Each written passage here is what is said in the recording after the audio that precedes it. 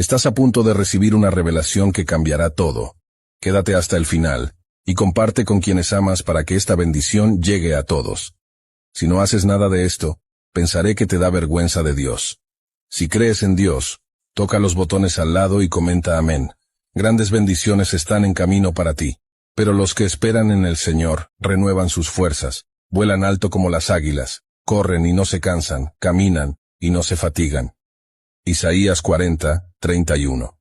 Este versículo nos recuerda que la verdadera fuerza proviene de esperar en el Señor, ya que Él renueva nuestras energías y nos hace continuar sin cansarnos. Confía en que, al esperar en Dios, encontrarás nuevas fuerzas para seguir adelante. Mantén la fe y sigue, sabiendo que el Señor te sostiene en cada paso. Si amas a Jesús, comenta tu nombre y comparte con quienes deseas ver transformados.